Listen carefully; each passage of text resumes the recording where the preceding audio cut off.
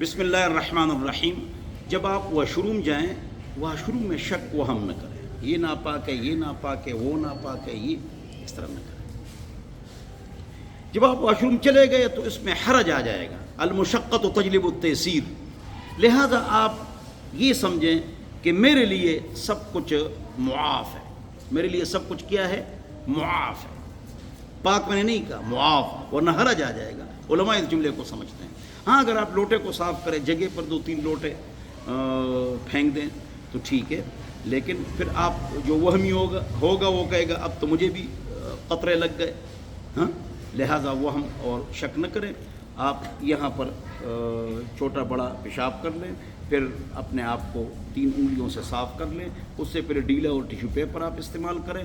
اپنے آپ کو اور گند کو نہ دیکھیں، اور مطلب یہ کہ اس طرح بیٹھیں، وہاں تھوکے بھی مت. اور اس کے بعد آپ مسواک کا اہتمام کریں، وضو کریں. کھڑے ہو کر وضو جائز ہے بیسن پر بھی، لیکن بیٹھ کر وضو کر لیا کرو، اس کا اہتمام فرمائیں. تو آپ وہاں شک وہم نہ کریں. قطرہ آیا نہیں آیا، نہیں آیا. کپڑے پاک ہے ناپاک ہے، پاک ہے. پانی پاک ہے ناپاک ہے تو پاک ہے. میرا ادھر ہاتھ لگ گیا، ادھر ہاتھ لگ گیا، ادھر ہاتھ لگ گیا، ناپاک ہو گیا، پاک ہے.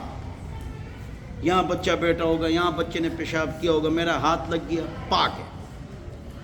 بلکہ ایک مسئلہ آپ کو بتاتا ہوں، بچے نے پیشاب کر دیا، وہ کپڑے پر خوش ہو گیا، آپ کا ہاتھ لگ گیا، تب بھی آپ کا ہاتھ پاک ہے.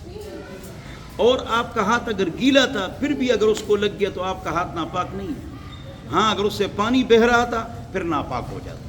یعنی اتنی آسانی ہے، اور آپ شک وہم میں مبتلا ہیں تو شک اور وہم نہ کریں. والسلام.